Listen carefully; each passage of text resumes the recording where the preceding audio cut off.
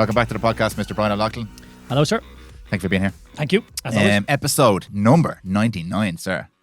One away from 100. One I away thought from you were going to three wait digits. to get me on 100, but like you don't want me on 100. The special guest on 100. You're going to get a special I guest. actually don't know what I'm going to do. Do you know what I was thinking? I was I'm thinking not a special guest. It's not awful. Like you're just a regular now. it's awful. A regular is even more important. It's like a relationship. Like we're out of the honeymoon period. I know, but that's what I mean. It's replaced that initial Yeah. energy is replaced with something. I know, but different. there's also a hate there at the same time. Yeah, it's not the same love at all. I don't know if it's hate. This- It's more of resentment. Yeah, than- resentment. That's what it is. Yeah, a nice. deep burning resentment. But what do you think of episode 100? Maybe like a panel episode. I think would be cool with people who've been on the podcast. You might be invited to that then if I need a panel. But just I haven't fully decided That's yet. deadly, And yeah. I need I like to within the next week. So Yeah, you better hurry up and get this panel I sorted. know, yeah, and I've no time next week as well. So I don't know when I'm going to get the panel episode done. But I think it may be a panel episode. We'll figure something out, and then after that, I'll do. Have I learned anything on 100 episodes of doing a podcast? Kind of a solo episode. Well, we said off podcast, it's been a long time to get to your 100 episodes, we would say. Longer Yeah. than you would have liked. Way longer than I would have But liked. I suppose just even really quickly, I don't know to cover right now, but like what's that been like from day one to now? Has it been what you expected? Like what's the process been like? Just I didn't know what to expect, to be honest with you, and the process has been incredible. I've enjoyed all of it, absolutely all of it. The only issue that I had was staying really consistent, because when I started the business was when I started the podcast, and then I hadn't a clue what I was doing business wise for the last pretty much 3 years. So trying to work through that and balance the workload, you get dragged out of this the whole time.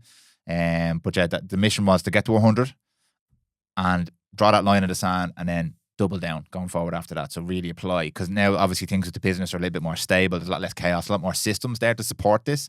So it's to really get the head into it now. And well, and are push you forward. going to commit to go pro after 100 episodes? I don't know, because that scares me. you know. Exactly, but that's what. I'll have a conversation. We'll talk about it on the 100 episode. Okay. Anyway, today's episode, the seasonality of life. How does that make you feel? Yeah, well, you said this is what you want to talk about, and I was like, that's a great topic. Yeah. Uh, So let me explain what I mean by that Okay. first for people who might not know. So this idea of life as seasons, and the things that we go through, the periods of time that we go through, whether that's weeks, months, years, being able to view those and frame those as just seasons that will inevitably pass, because winter is a season and winter will inevitably pass. And during winter, it's cold and it's dark and it's wet and all those different things. But we know that after winter comes spring. And after spring comes summer, and then it's going to become winter again. So there's this inevitability to it, and we just accept this. Now, Irish people don't accept it. We complain about the weather all the time, but there's a certain level of acceptance that the seasons are what the seasons are, and we will live within the seasons and live our best. So when it's cold, there's benefits. We can have hot chocolate, we can wear coats and go out for nice rainy walks, and it snows, and that's cool and all that kind of stuff. And in the summertime, it's sunshine, and we can take advantage of that. So I think this idea of framing life as seasons, for me, we'll give specific examples as we go, but for me, is helping me to not get lost in the moment, because my brain tends to, when something is happening, think that this is what is going to happen for the rest of my life. For example, when I'm going through a particularly tough time, in the moment, for some reason, I feel like this is just who I am now and what life is now.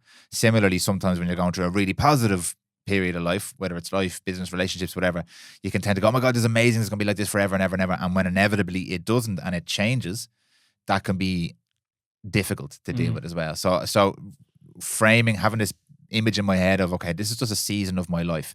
And this can be applied as a tool as well. I feel like if you need to get something done, you're like, okay, I'm going into this season. I'm actively going to engage now in a season of my life where I do this thing, and I make decisions to not go out and not party and not socialize, not do all these things, because this is the next season of my life. But it's not going to last forever, because there's an outcome, as opposed to I am now just a person who works really hard all the time.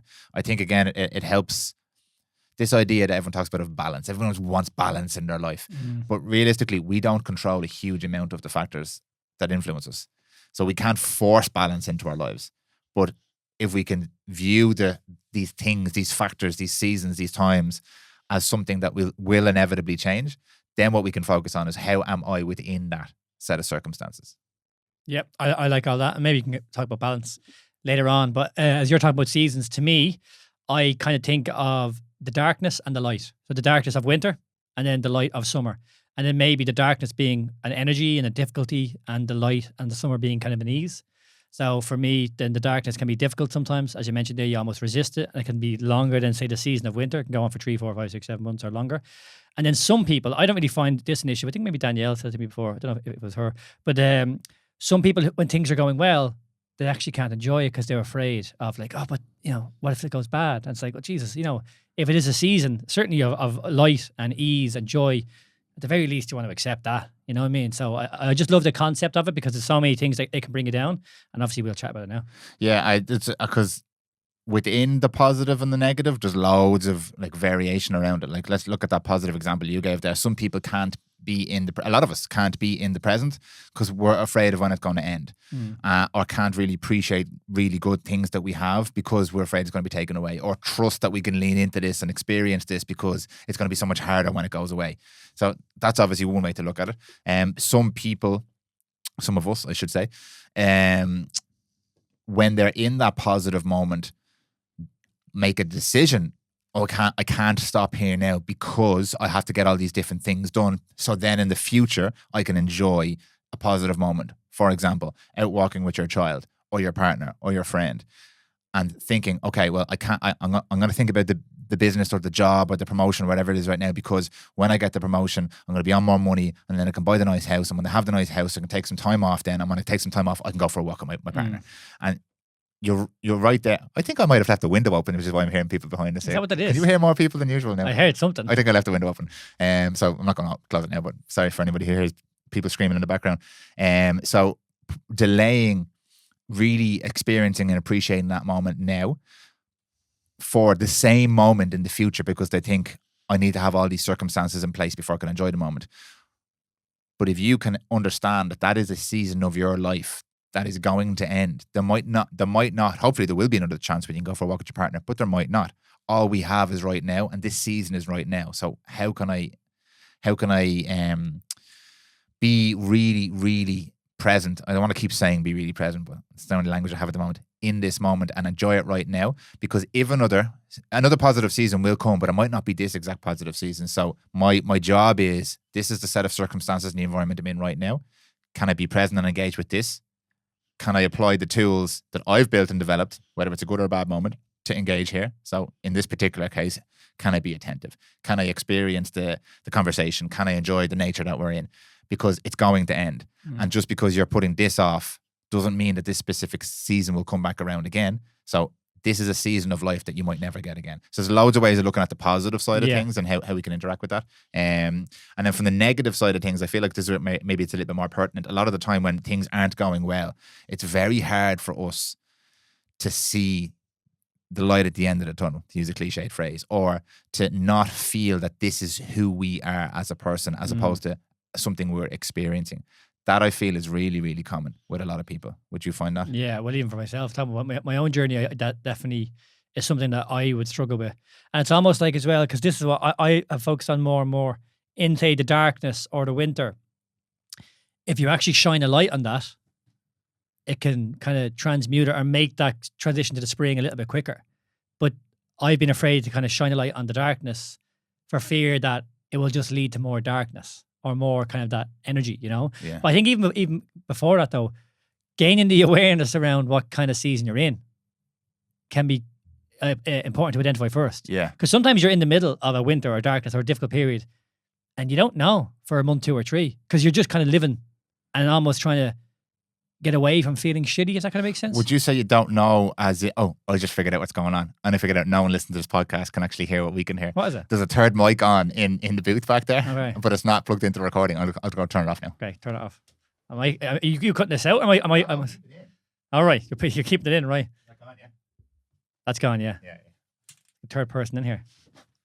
That's the producer's mic in the background was on there. It's beside the window. I lost my train of thought. What were we saying before that? I have absolutely no idea. I've lost my train of thought now as well. Do you think that when you are in the winter, in the dark times, your lack of awareness around this being winter, you're still experiencing the negative emotions? Or do you think, like, what did you mean by when you said that a lot of time when you're in the winter? Yeah, I suppose maybe, because you mentioned about presence, and I actually don't think it's presence. I think it's almost an intentfulness. So I'm not as intentful in the knowing that this is a darkness just yet, while it's actually still occurring.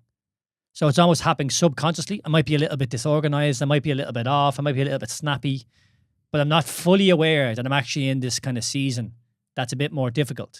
I think we'll go back to maybe what we're going to be talking about, kind of the practices that can be put in place to bring that awareness to light a little bit quicker.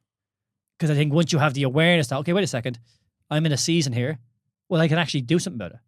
I can say no to things. I can change things around. I can actually be a bit more intentful and present in this moment for this season.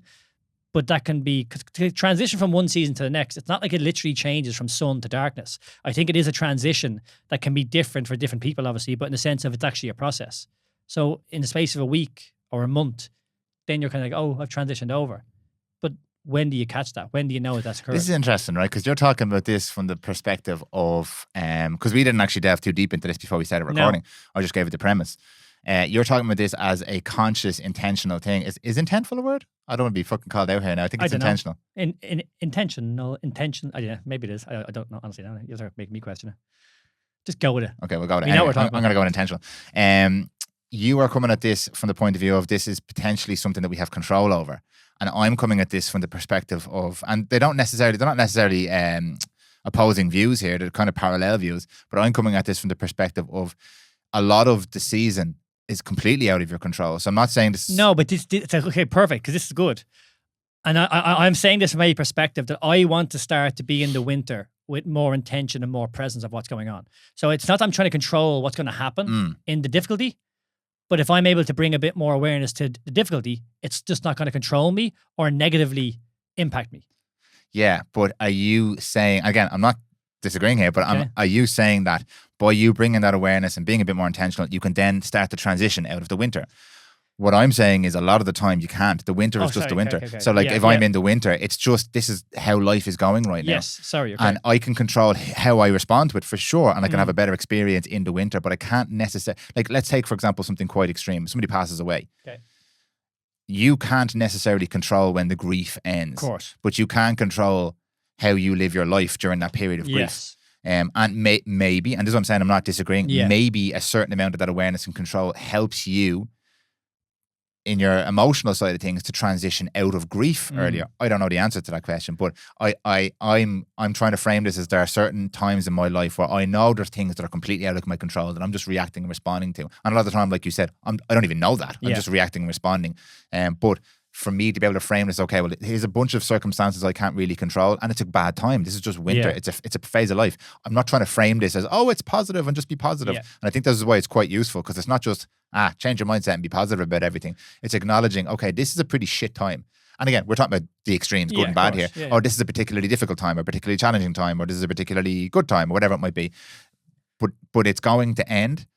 So my only concern or job or focus here should be, who am I in this difficult time? Am I just reacting, responding, and being narky and being bitchy and completely disorganized? Or can I turn those things around? Doesn't necessarily change the time. Maybe in some cases it does change the environment, but in a lot of cases it doesn't. But you've changed. And then by you changing, your mindset is different, your outlook is different, and you've got that hope again. Spring is coming.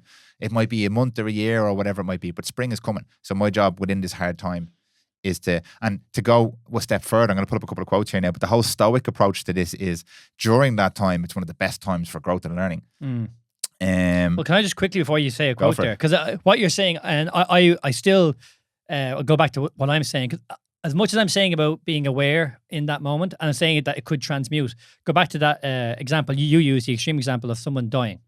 So obviously you can't necessarily speed up that grieving process. But what I'm saying then is, once you know you're in that, as opposed to potentially going towards alcohol, I could go, well, actually, I feel shitty here, good point, so I'm going to sit with this and start crying. So basically, let's look at those two examples.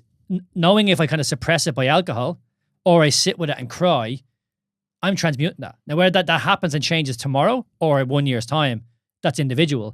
But I certainly have a much more likely chance for it to transmute quicker, and then more in my control to some degree if I sit with the pain. So that's more what I'm getting at. So I'm not necessarily doing it just to get rid of it, because I probably, the opposite for me would have been, so my burnout that happened last year, what I did, to some degree knowingly, was try to work more. Rather than feel really shitty and not understand what I have to do, if I just fill my time with work and things, I don't have to feel shitty. But I wasn't giving myself an opportunity to literally feel shitty. I was trying to distract myself away from what I was feeling, because I didn't want to feel that way. So could you mind if I use you as an example then? Use me as an example. I'll use the example. Right? I'll give an example first that we spoke about with alcohol and someone passing away, and then I'll use your example to illustrate that in real world terms that we understand.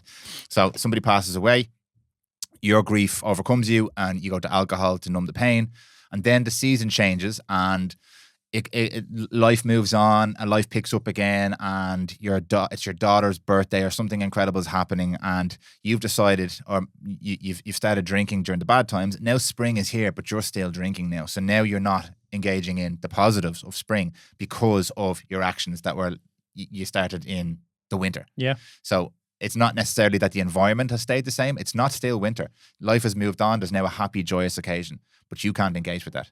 Well, see, that's interesting now because I'm looking at a different lens. I know. Because I'm still thinking that you're in the winter. It's not the winter. No, but internally it's the winter? This is what I mean. Yeah. But this is why I think the framework is really that's healthy. interesting. Because it's not life. You feeling that way is not life. No. But you're stuck in it. Yes. Because you're now drinking. You haven't dealt with your grief. But I was more thinking from this seasonal perspective because you're right, it's the external. So there's a difficulty that has to occur from a winter perspective. But I think, because I said to you off podcast, what I did when I was in a bad phase was I tried to get away from reality. And the reality is something bad. Whereas I think if you lean in and you know it's a season that's bad, that can give you an opportunity to go, I'm going to accept this information. So I don't have to internally be in the winter when it changes externally. So to illustrate your point, can I use your example now? Yeah. So you went through, which you've shared before, so I'm not breaking any boundaries here, but you went through a difficult period with mindset, business, stuff like that. And because you were going through your winter, which was genuinely a winter, things were a little bit more difficult. It was challenging. There was transition needed. It was a hard time. Maybe the growth wasn't there because of the time of year. So there was a period of winter, real genuine winter there that challenged you and your team from a business perspective. You didn't recognize the winter. Yep.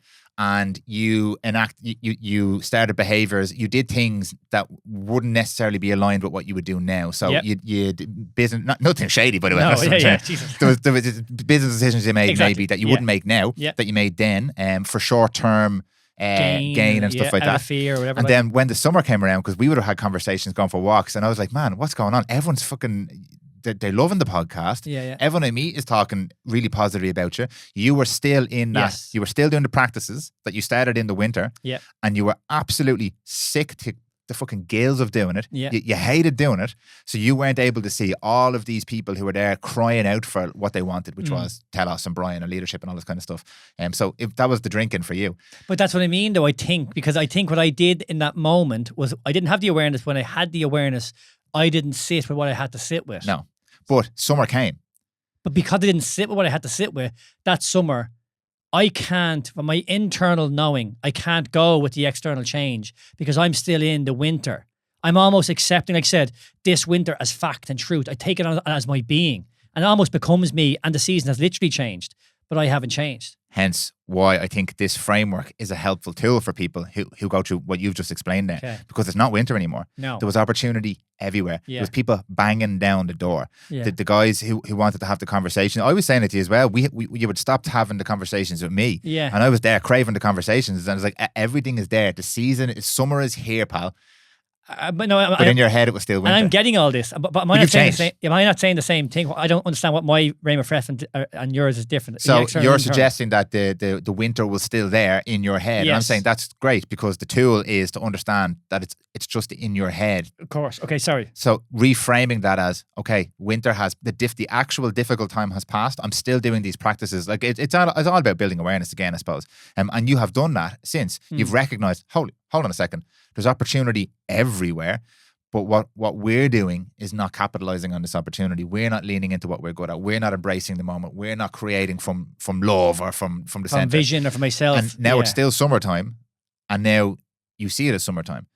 But looking back at that period, you don't look back at that as who you were back then. I know you've said a few times you've had an identity shift, and that's fine, but looking back at that was clearly a winter that you elongated in your head. Exactly. Because it wasn't winter anymore. No. But there was an initial period where it was. Exactly, but I think that's what I'm fundamentally going back to, though, I think, is that these difficult moments that are in our life, and they can be like an extreme of death or little like what I experienced. Yeah.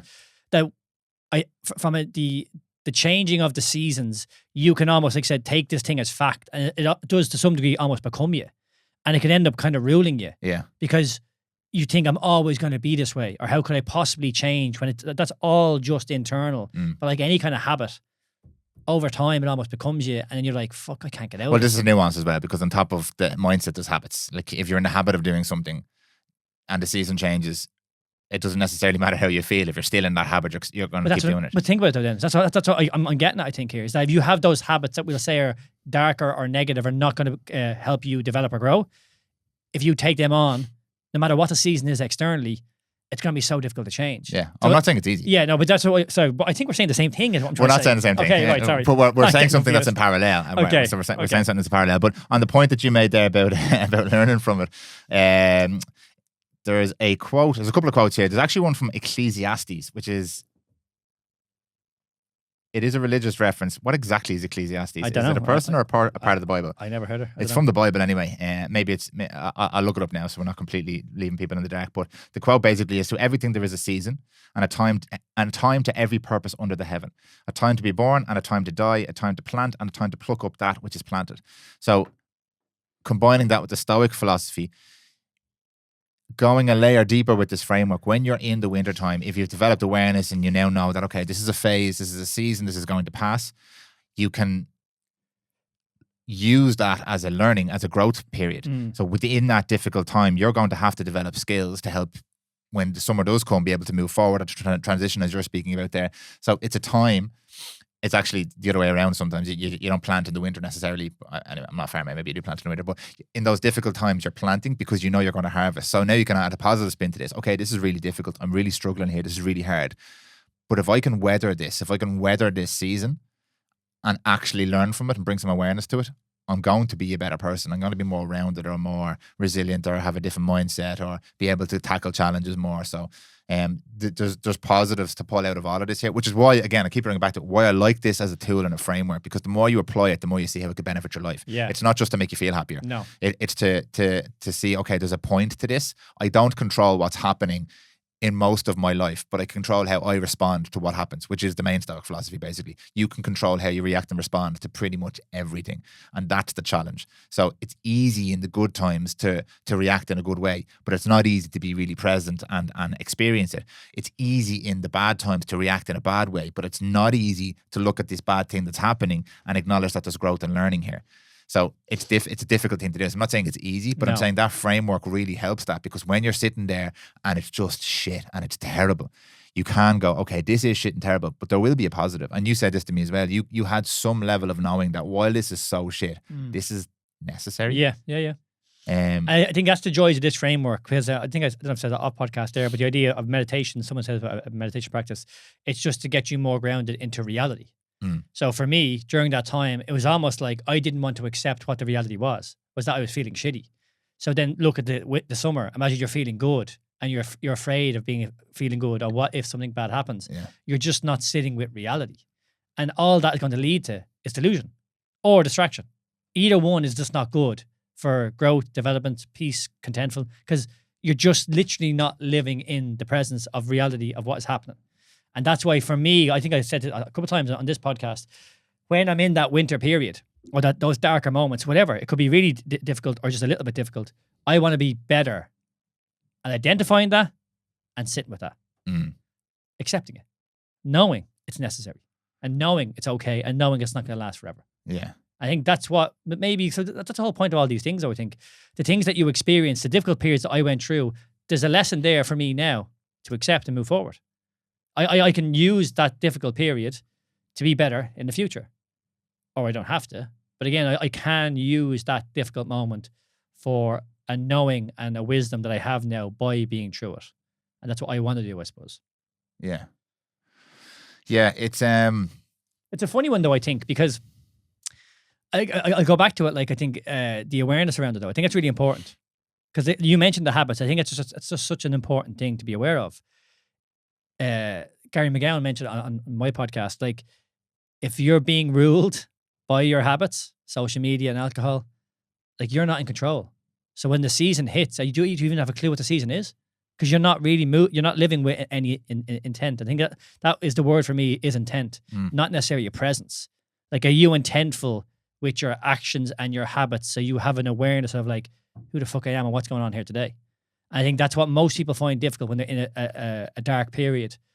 It can be a month, 2 or 3 before you realize it, and then you're in the middle of it, and it can be a bit chaotic, you know. Yeah, and a lot of those negative habits, they're coping mechanisms. They come as an aversion to pain, which I mean we're both very familiar with. Like I've loads of bad habits that when I actually look at them, I'm like they help me deal with not feeling good. So it's really, really it's difficult to break a habit anyway, but especially a habit that's built on a pain aversion or an avoidance of something uncomfortable. Like that's doubly even more hard to manage, because there's an emotion and a driver and a history and trauma and all this stuff wrapped up in that habit too. So like awareness is definitely very important. Intention is really important. But like even when you have that, like we talk about this shit all the time, like, and we have developed a certain level of awareness. Exactly. And I still have habits that I can't break. But you know, even sometimes that can be a bit of even the worst. We said this before, that we have so much awareness around the bad things we're doing or not doing, you know, the things that we think we should be doing to be better. It's fucking worse. Sometimes I wish I didn't have awareness around because again, you're like, I fucking know. Like I know I'm making silly decisions, but I feel so racked with guilt, exhausted or fear. I can't, you know what I mean? And you just feel like less than or a fucking idiot. Like you're just like, oh my. But again, there's no acceptance there either, because I can get quite neurotic during these moments. I'll blame myself. Come on, you fucking idiot. You know better. But I'm not necessarily doing it. Again, they say the idea of talking to yourself like you're your best friend. You can be your own worst enemy half the time. Yeah, that idea of self-compassion is huge. Adam Starr, I had it on another phenomenal podcast there recently. That was a great podcast. Yeah, really, really enjoyed that. And he's such a great teacher. And he talks about self-compassion. And I would have shared them, like sometimes I'll get really annoyed at the kids or something like that. And then I get really guilty for being really annoyed at the kids. And he was saying you need to try and work through removing the guilt part of it. You're just a human. It's not who you are. You're not an angry person, an angry father, but you have moments of anger. And you're not acknowledging that emotion and just allowing it to pass by. You're fixating on it, reacting to it, and then reacting to the reaction to it. And you've created another spiral of loads of guilt, loads of shame. You internalize all that, and all of that pulls you out of the moment. We'll go back to it, because I'm going to go back to it. You're being pulled out of the reality of what it is. Yeah. Because again, you go back to spiral, and it brings you to a level of like, it was just a small little thing of you reacting. Because I met Damien Brown for lunch. I told him the story. Did I tell you the story about me and Sailor meditating and me singing to her? No. Did I tell you this? No. So I've been doing this meditation. Sailor's been mad. She's just randomly come to me going, Dad, can we meditate? So I'll put on music for 3 minutes, and she loves it. It's just so good. But what I've started to do recently is I've started to kind of sing to songs and allow kind of stuff just to come out of me. And me and her were doing this. So I put the music on for 3 minutes, and she was sitting there with her eyes closed. And what my intention was, I want to sing to this music love to Sailor. So my intention was just go towards my gut and just make any noise that would come up that would be the energy of love. And I started to do it to her. And it went on for a minute and a half. And all of a sudden she lied down and she reached out to me and she goes, come on, Dada. And I was holding her, singing for a minute and a half. It was fucking unbelievable. Like, oh my God. I'm going to start crying. Like, she literally just like, she obviously felt the love or whatever the hell was going on. I was just so present. I was just like, this is absolutely amazing. And it just occurred. And again, I'm going to go back to my difficult period that I went through, that darkness. I kept getting away from the reality and what was going on. And what I've implemented over the last 6 to 9 months are just practices that allow me be a bit more like present, intentful, and literally in the now of what the fucking reality is. And things like that are happening more and more because I'm just fucking. So even, for example, I gave it to Sailor there 2 weeks ago, something stupid, and she started to cry. And straight away I was able to catch myself and go, Baba, I'm so sorry. Come here for a second. Come here. I am so sorry. That was Dada. That you did nothing wrong there. Dada went mad for no reason, and I hugged her, and it was a lovely moment. But I was able to catch myself and not, which I would do a lot, and go, you fucking idiot, and I berate myself, and was able to catch myself after making a stupid decision, give myself some degrees, a bit of self-compassion, and then apologize in a moment and go, no, that's kind of okay. But again, that's just really difficult. It's really difficult to do these things. And that's what I mean. I'm not trying to get better at these things. I'm just trying to get practices that bring presence or whatever. And I keep saying to you off podcast, this idea of allowance and allowing things to happen. And it's really, really nice. But it's fucking difficult because there's so much going on day to day. But I couldn't have done any of that stuff last year when I was feeling so shitty because I didn't want to feel what the fuck was going on. I wanted to get the fuck out of there. Out of my own head, out of my own body. I didn't want to be there. So do you think when the next season comes around, the next winter comes around in your life, you're going to be able to handle it in a different way. You have more skills. I don't know. I hope so. I definitely want to. I feel like the practices I'm putting in now. So I'm in a summer phase. We'll say now. Like I feel good. Things are going well. I feel really clarity and light, and these things that I just mentioned there are happening. I feel like genuinely right now. I feel like I'm training for that darker winter that's going to come, and I hope I'm better. But like I've been through loads of winters and I've struggled, you know. But as I'm getting more mature, I got more responsibility. I don't want to be fucking in these dark depths of despair longer than is necessary.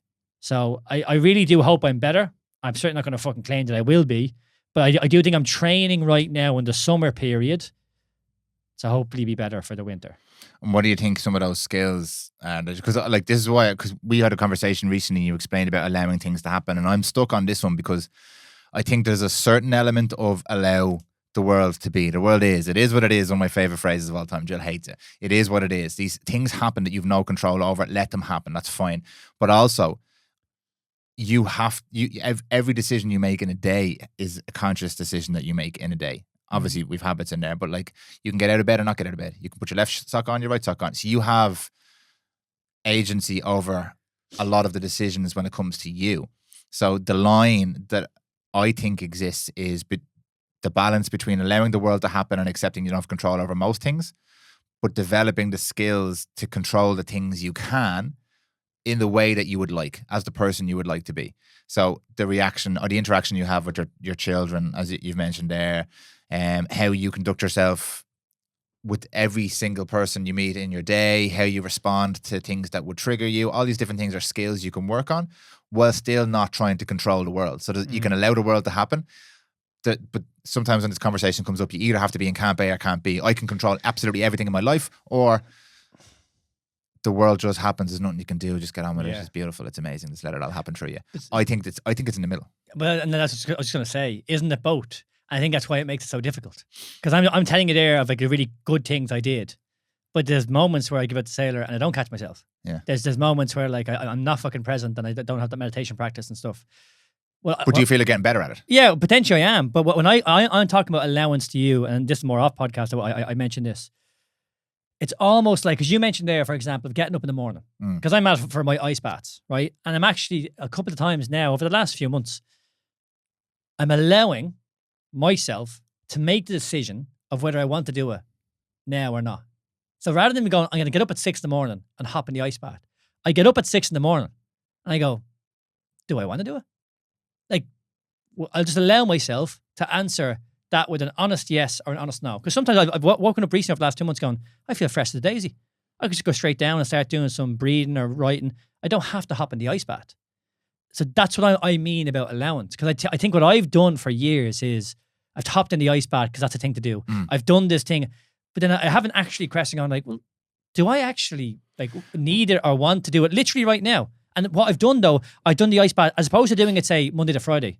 Now I just, last week was 2 or 3 times out of the week because that's just kind of what occurred. Doesn't this come back to the intention though? Like if your intention is to build discipline, then you're being a little bitch by not getting in the ice bath because you're just going about how you feel. But if your intention is to use this tool to enhance your life and feel better, and you feel really good, and you don't feel like you need the ice bath, it's different. So again, it's the intention of the ice bath. That's why a lot of these tools get lost in translation. And some people, fucking ice baths, and some people are like, oh, it's all about the ice baths. It's nothing to do with the ice bath. Yeah. It's nothing to do with the exercise program. It's nothing to do with the meditation. It's all to do with the intention behind the thing and how you use the thing. So if my intention is this outcome, this is how I have to do it. If my intention with ice baths was discipline and I allow myself to decide not to do it one day, then I'm not meeting my intention. But I personally don't believe that your intention around ice baths should be discipline. I don't think that's productive. Yeah. I think it's all this toxic productivity kind of stuff. Yeah. I love productivity, don't get me wrong. But people doing ice baths to do the ice baths, it's the Chris Innocent thing. Talking about the thing isn't doing the thing. Fucking getting an ice bath so you're fresh to do the thing isn't doing the thing. All these different things you do to prep are just distractions from actually having to do. Yeah, well, I remember I said to you when I was feeling shitty. So we were talking about that time I was in the winter. I remember I was doing all the ice baths. Yeah. I was telling you I was feeling shitty. Yeah. I didn't. And they were like, I'm going to go to jiu-jitsu and I'm going to do all these different things. And I'm like, but I was doing the ice bath and there was no difference because I wasn't doing the ice bath like I said with that intention. It was more about like doing it so I'll just feel better. I need to do this because it's part of the program. Not even that though. I'm going to do it so that I don't have to. I have more energy not to feel what I'm feeling. I have more energy to go and work. I'll have more. You know what I mean? It's almost like, again, I'll go back. I keep mentioning this, but I'm getting clearer of this for my own self. that these practices for me allow me to be a bit more in reality.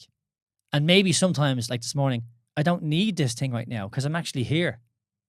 Deadly. I can just go about my day. And if I don't if I'm clear about my distracting myself or me being a bit of a cunt to sailor, like these are just bringing me more back to reality, and not like you when you're a bit of a cunt to your fucking daughter. This is a terrible word to say, but imagine that. But you doing that you don't start going in a spiral because you're a bad man and bring you out of reality. Yeah. Which is like, it's grand. You're under pressure. You made a mistake, but you can catch yourself and say sorry. You're not a bad father, a bad man. We all do that, but we don't want to just take ourselves out of this moment. And I think that's just a difficult thing when you're in a difficult period because you feel so shitty or you don't want to feel shitty. Like you're just not, again, wanting or able to be here right now. And then that's where you're liable to just go back to old habits or swing off the handle or whatever. Yeah, and it's actually an interesting point there, the whole thing with the daughters. It's the same idea.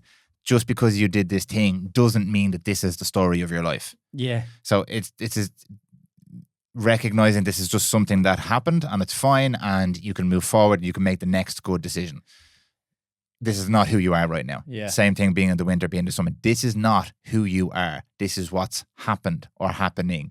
How you respond is within your control. How you frame it is within your control. What you do next is within your control for the most parts. Again, that's why I like this framework. And whether it's an individual incident like that or it's a period of time that you happen to be in, that frame can be so powerful just to give you, it's empowering. It gives you back control. It gives you back control. Most of the things I end up talking about on this podcast with most people are about giving yourself back that control and allowing yourself to be. Allowing yourself to do certain things or to be a certain way. Yeah, what do you think about that now as I explained allowance? Is that a little bit more clearer though? Because I'm really... It's different what you said to me the first time though. Oh, was it? Sorry. Yeah. But I think you've been getting really clear on this stuff over the last while. And that's what I mean. So I am getting clearer of what this allowance means to me now. Only through the practice of actually doing it. Yeah. You know what I mean? I wasn't fully... I think I said to you about 6 months ago or something. I wasn't fully aware of what I actually meant, even though I kind of knew it internally. Yeah. But that is what I mean. It's almost like... It's almost like a kind of a kinder... Like not... There's a trust. There's a trust there with me that I don't have to know the answer or, like I said, do this thing for an outcome. You know, it's like just, again, an acceptance that it's okay right now and that I can take an action and that will lead to something that I can then take another action based off whatever fucking action I just taken and will give me information. Yeah. I don't know if that even made fucking sense. It made a little bit of sense. Okay. It made enough sense for me to get something out of it. But I also think there's a midpoint here, and there's a line towards being, in my opinion, towards being, like, take for example, some of the interactions with your kids, right? Sometimes there has to be an unpleasant interaction because we're not living in this perfect environment. Sometimes, let's just take, I know everybody doesn't have children who's listening, but let's take the children thing for a second. Sometimes there's your anger or your outburst. It's never okay to be really angry with your kids, I don't think. But sometimes your response in the moment is justified. And there's a lesson that needs to be learned by your children. They need to understand boundaries and stuff like that. And it's not always your fault. Sometimes it is their fault, and this is a consequence. It's not their fault that you shouted at them now. If you shout at them, that's an angry reaction, but being disciplined. So I think understanding that line, because a lot of these conversations that we have, I think sometimes we're like hybrid athletes in this world, because we love the spiritual stuff and the softly stuff and the self-compassion and all that kind of stuff. But I have found in a huge amount of cases, that's a way out. It's an excuse for me and so many people to not do what I know I should be doing. I'm just being compassionate. Yeah. I'm just not doing this thing today because I don't feel like it today. And a lot of the time, that's okay and it's fine. You should be compassionate. You should listen to what your body and your mind and all that are saying. But other times, it's an excuse. And I think it's a tricky road to walk with children, because we want to help our children develop into people who have self-compassion and love and understand that, and they don't respond in an angry way to things that trigger them like we do. But that's what we want to do for our kids. But we also want them to listen if they're about to walk out on the road and there's a car coming, because we're not their friends, we're their parents, we're their protectors. We also want them to grow up with some boundaries and with a sense of right and wrong and with an understanding of consequences and fairness, and not being shocked, absolutely outraged and shocked the first time somebody puts up some resistance or says no. We want that for them too. So there's a fine line there. I think for that me. line for me is the same in the sense of allowance. And I don't get me wrong, I do know where you're going with that, and I would definitely find that difficult to say with Sailor. But then knowing that I can allow myself to go down that route and be a bit sterner And again, have some self-compassion going, no, this is, Yeah. I don't have to feel that. But I think it's intention again. It's not the angry emotional outburst. No. It's the intention. Okay, she's done something. I'm going to teach her about consequences here. So I'm like, for fuck's sake, what are you doing? Because that's just an angry outburst and that's on you. Well, I said it to you as well to kind of explain this, but leading with my heart and not my head. Yeah. I think that was a kind of a good analogy that kind of worked for me. As in, if you give ourselves that space, or we kind of almost know, Remember, I think I said to you when I was feeling shitty, I had this knot in my stomach. It was just this thing that was there. So almost, I'm not going to listen to this. I'll go up to my head and just start working and distract myself so I don't have to feel what this thing is. Whereas if you kind of lead with your heart or sit with this and go like, what is this thing? There is a knowing there that can sometimes be a difficult decision to make because it requires courage. But you probably do know, and you don't have to kind of rationalize it and go up towards your head. So that allowance for me is kind of me leading more with my heart, giving myself that space to allow that to unearth. And like I said, to some degree of trust that if I am more in reality, that I will find the necessary answer for this next moment. Yeah. That makes sense. Thank God. Does it make sense to you? It does. No, that's kind of what it is. It's a trust that whatever the decision has to be made, whether it's giving out the sailor or giving her some compassion, that I have the knowing, because I'm fully present in the moment, and I'll listen to my right reaction, my gut, and go, yeah, I'm going to go with that. Yeah. Because even when I caught myself being an arsehole to sailor, my gut was like, no, listen. And I could have been so in my head, I couldn't even listen to that, because that was a very visceral thing. It just happened. I didn't go constantly go, no, stop, Brian, and make the decision to say sorry to her. I just went with it. I was like, okay, no. So I'm able to do that more in the chaos. Well, that is the Stoic philosophy, creating that space between input and output, between emotion and reaction to emotion. Mo Goddard spoke about that as well a lot. What's the name of his book? Happiness. I can't remember, but he talks about that space, working on that space between the input, how you interpret that, and then the action you decide to take, because that's where we have the power. It's the space between. How do they develop that? How practice? This is what I'm saying. It's a skill. You have to recognize the moments where it's happened, understand why it's happened, and then try and recognize the next time that happened and work on giving yourself space. And it can be little things like count to 5. People always talk about this: count to 5 before you sleep on it, before you make a decision. All these different kind of things. It's the same thing, but it's all about creating that space before you have a response to it. Now, we've drifted slightly off the seasonal topic, but to link it back in, recognizing, okay, it's now winter, creating the space for yourself between it being winter and you responding or reacting to that winter, and becoming better at that skill. So the next time winter comes around, still might take you a while to recognize it, but it's a little bit shorter. And then when you do recognize it, you're a little bit better at going, okay, I'm not a shit. I'm not a terrible person. This is just how the world is right now. And I've done this before. I've learned, okay, so now I can employ the skills that I've learned. I can take a bit of time. I can treat myself a bit better. Maybe when I feel pain, I won't distract myself as much, and you can learn from that. Yeah. Ecclesiastes is one of the writings in the Christian Old Testament. Nice. It's one of the Ketuvim writings of the Hebrew Bible, and it's in the Christian Old Testament. I'm going to pull up a couple more of these quotes because it'll help us reshape what we're trying to say here about the seasons. This existence of ours is as transient as autumn clouds. To watch the birth and death of beings is like looking at the movements of a dance. This was Buddha, and he's mostly here talking about the impermanence of life. Well, that's what just brought up to me there, the inevitable change of life. Yeah, so if you look at the seasons, they're going to happen. Yeah. So almost again, when I keep talking about not being in reality, we're going against what's naturally going to happen. So regardless of our resistance to it, it's happening anyway. And then I've been in that state where I'm so resistant to life that it's just fucking dragging me, it's pulling me, I'm not present, I feel awful. And then the opposite of that is actually just accepting it and then going with the flow to some degree. And that is a much better way. So that's a great quote, because that's what I want to get better at, is that life is changing. It's always evolving. And if I'm going to resist that's no way of living at all. Yeah, and it is that resistance that ends up killing us. It's that friction. It's that awfulness. Well, it's not fear, isn't it? Of like, this is the end. This is me forever. I'm not going to find the answer. Oh, this is the moment now that I'm going to be found out. Whatever bullshit. Yeah. This is it. I thought it was the other one. No, but this is the moment. When again, whatever the fuck happens, like I said, it isn't. It just isn't. And I think it has such an influence on the decisions that you make in your life as well. Like you know, and I know, both of us, like when you're going through that winter period, you're like, I'm gonna fucking pull this whole thing down. Yeah. My whole life, I'm gonna pull it all down top of myself now. And it's all me. I'm a fucking idiot. Me. Yeah. And I think this could like be a useful tool for us to help other people as well, because when we can recognize that other people are going through their, like if it's their winter or their summer or their spring, whatever the fuck it might be, we can recognize that and make it easier for other people. So if we know that someone's going through a particularly difficult time, like what can we do there to support them? Because it's inevitable that they're going to be going through this for a while and change, and we're going to be going through it. And it's not only going to do it for them because they do it for me, but I think as humans, it's one of our powers. It's one of our it's one of the benefits of being human is that we are very communal, but we've lost a lot of that. So like, if I can generate awareness for myself, can I generate awareness for other people as well, like my family and stuff? Like, what is Sailor going through? Why is she? Jill's way better at this than me, but she's coming at it more from an OT point of view. Her expertise. She'll recognize, okay, well, there's all these behaviors, but this is not who she is.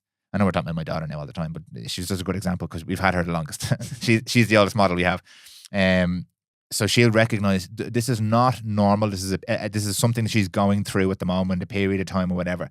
So can we ease this path for her? And when you do, you notice the behaviors change from traditionally bad behaviors, quote unquote, to better behaviors and more connection and more love and more, oh, mommy and daddy are here to help me. Mostly mommy are here to help me go through this, because she doesn't have a fucking clue. You can't expect a 6-year-old to understand what she's going through. But being able to recognize that in other people could be a valuable tool as well. This is their winter season. Well, you know, because when you were talking about that, what brought up for me was for me last November.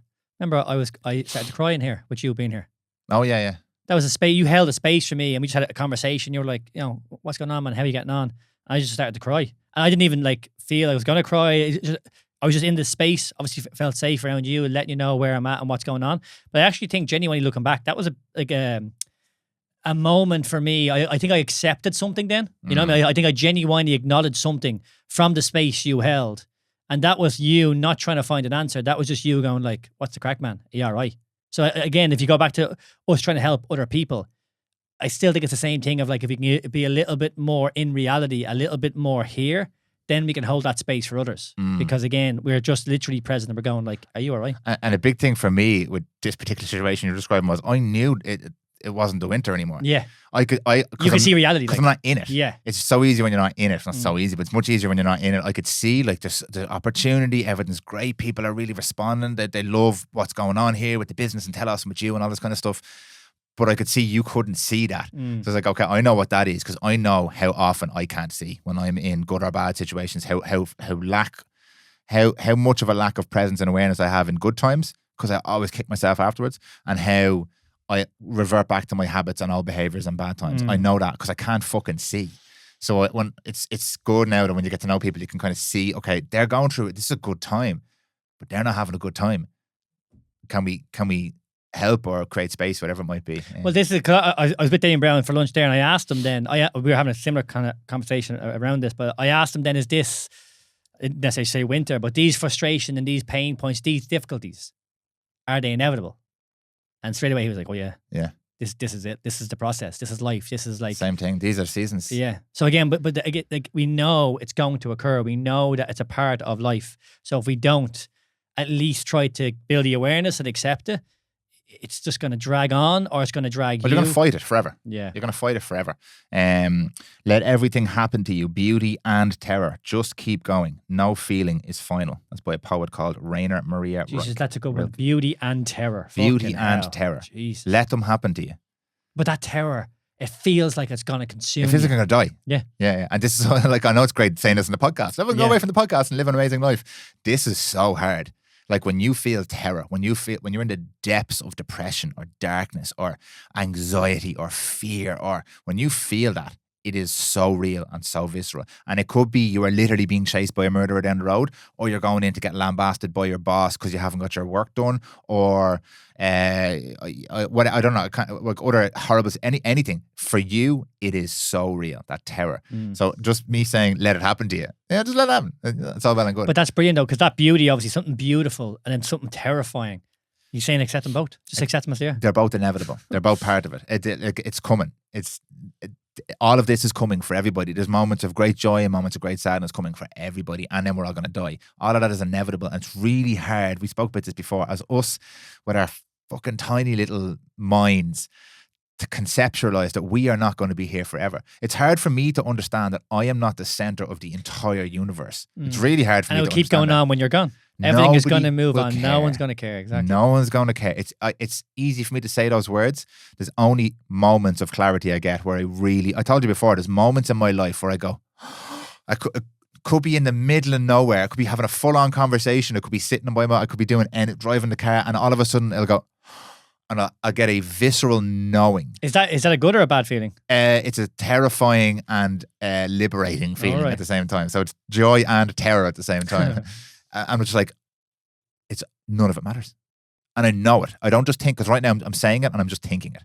But in those moments, I know it. I absolutely know it. Nothing matters.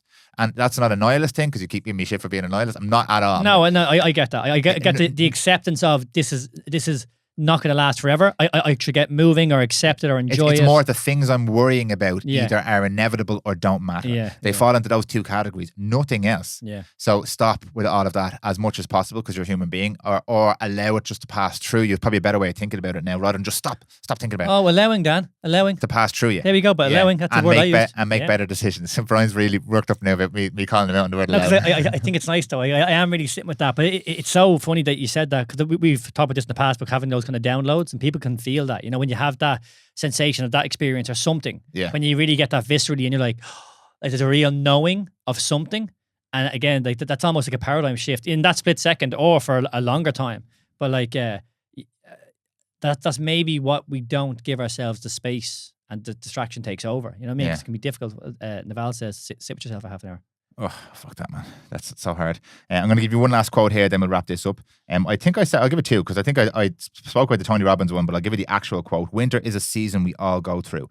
And the trick is to recognize that while winter is there, spring is coming. So, positive frame on it. Like, spring will come inevitably. There'll be a period of time where things all line up for you again. And your job is to recognize that and embrace that, and not still live in the winter in your own head, as we discussed earlier on there. And there was one more here. I gave you that one. I give you that one. Yeah, the most simple one of all. This is the one that goes back to Epictetus and Stoicism. It's not what happens to you, but how you react to it that matters. The power and the control is in how you respond. Because a lot of this stuff we're talking about, the seasons, all that is all well and good. They are going to happen. It's an inevitability. What does matter, and what can change your life and change your trajectory, is how you respond to those things. Viktor Frankl.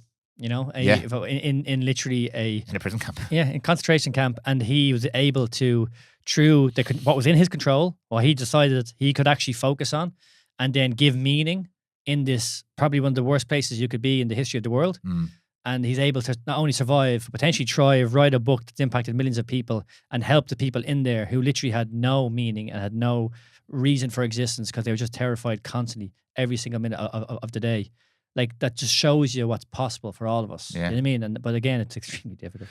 In that very wandering, abstract podcast, there was a bit more. Quite wandering. Was there anything of value on a that? lot less concise than we usually are, but I think it was good to have the conversation. Do you know what happened there? Because you started to confuse me about what I was saying, sorry, what you were saying. I started confusing and then you. Apologies. Well, apologies, everybody, for me. And I also confused the listener, so apologies. I think you arrived confused today, Brian. If you were to give one focal point for people to focus on from this conversation, it doesn't have to be a practical, actionable tip or whatever like that, but what do you think is something that people can take from this? Because we gave a lot of ideas and concepts here, but if like you're building skills and practicing for the next winter, and like, is there a specific area? Would it be awareness? Yeah, I mean, I share this with my clients today, and I've been using this myself for the last, I think, 4 or 5 months now. The question of, am I awake? Can I share this to you? No. So I've been using this a lot over the last 4 months. And then particularly over the last 2 months, I haven't needed to use it as much because I'm feeling a little bit more. So I read somewhere about, life is a dream. And a lot of us are just like very unconscious living in this life. And the question you can ask yourself is, am I awake? And what I was doing was I was asking this question just randomly throughout my day. My alarm goes off and I'm like, am I awake? And the idea being that, am I awake? Am I present? Am I here in this moment? And I caught myself an awful lot the first month or two. And now I found over the last month or two, I'm just like, how are you? I'm right here. So it's just a really cool question to be like, because I keep mentioning the idea of like, for me personally, am I living in the reality of what is happening right now? The winter or the summer? Because what I find really difficult when I'm in that winter, that I don't want to accept the reality. Yeah. So there's that question of, am I awake? Has brought real kind of presence and intent to my life. Am I awake? That's really good. That's a good question to ask yourself. I'm laughing here because I'm going to share this. And I don't know, should we say this in the podcast? But me and Brian tried DMT a while ago. All right, you would just share it now.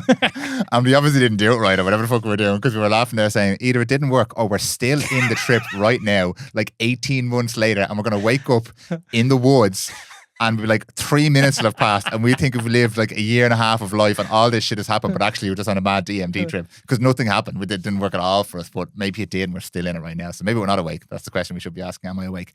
If I was to share my one kind of takeaway from this, I love the framework of the season, and even just thinking about that helps me. This too shall pass.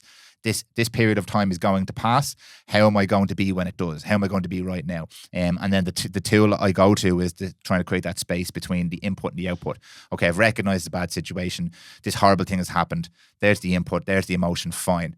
Here's the space. What's the action going to be? And trying to get better at that. That's really what I try to focus on. But yeah. Enjoyed the conversation. Yeah, I enjoyed it, but I actually do really like that framework though of the seasons. Yeah. I think it's a really good thing to build the awareness, and I'm actually going to start to lean into that and maybe like just kind of leverage that more. Yeah, good. Sure, we can chat about it again, but we've been to triple figures. This is the last double figure podcast in the Prymal podcast. Well, I'm excited to see episode number 100, and then Dan has also promised that after episode 100, cut the mics. He's going to be doing episodes every single week, non-stop, and never miss a week. I think I said that last year. Yeah, well, that's where you're committing after episode 100, so just hold it to account, whoever's listening to this. Make sure you do. And on that note, thank you for your time as always. Thank you, sir. Thank you to the listeners, and see you in the next one. Bye-bye. Bye.